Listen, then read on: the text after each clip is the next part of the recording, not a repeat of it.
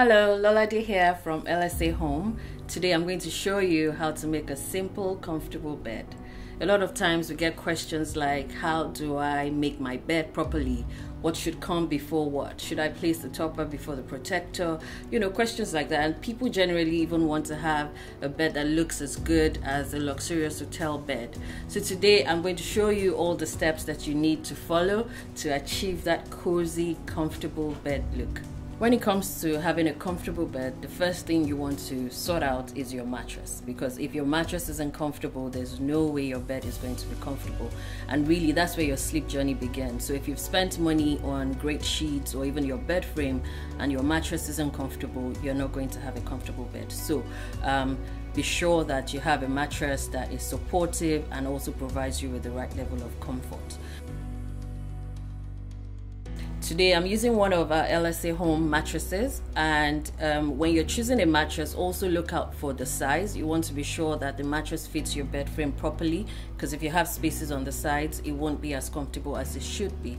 So first things first is the mattress. So once your mattress is sorted, you can start layering all the other products on your bed. The more layers you pile on, the more comfortable your bed is likely to get. But it's not about just throwing all sorts of things on the bed and say you're layering. There's a method to it, and today I'm going to show you that method.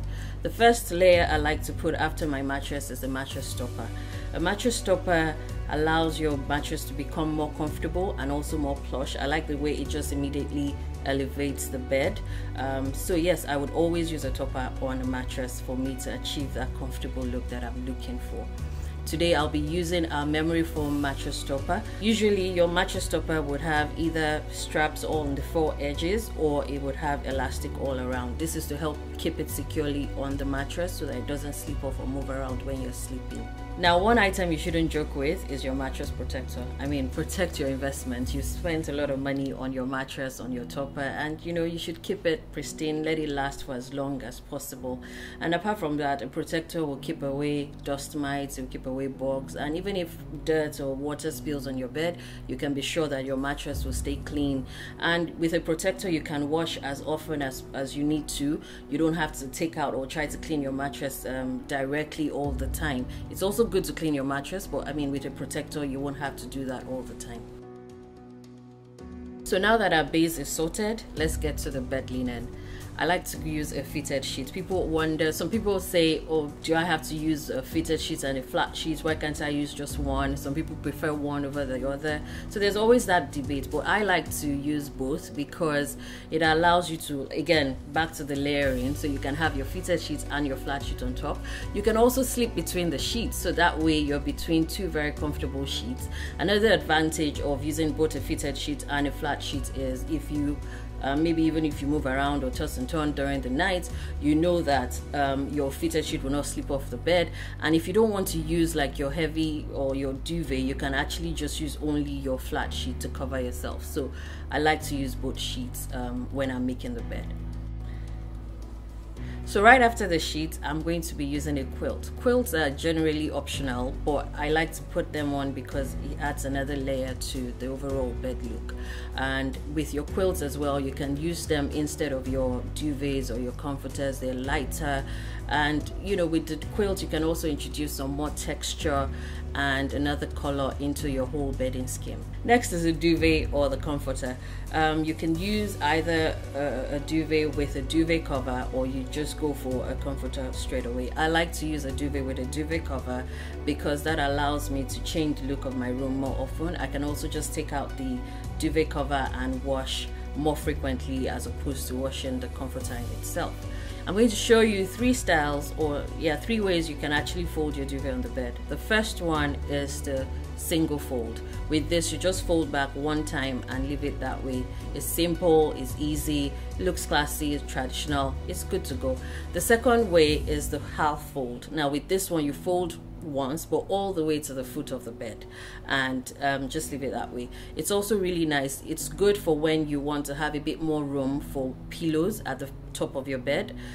So yeah, the half fold is great for that kind of style. The third style is the double fold. When we do the double fold, you fold once to the foot of the bed, and then one time again fold back one time. this is my best look because it makes it really plush. It gives a lift to the bed, and it just looks really, really good. So that's what we're going to do today. We're going to leave the double fold. Next is to pile on the pillows, like pile on all the pillows, as many pillows as you want. There are really no rules when it comes to the pillows. It's whatever you're comfortable with, but you can combine functionality and style. So for me today, I'm going to be using 3 Euro pillows, two king size pillows and 2 standard pillows, and I'm just going to have them stacked in front of each other. There are also other ways to style your pillows. You can stack them on top of each other instead of placing them in front of each other.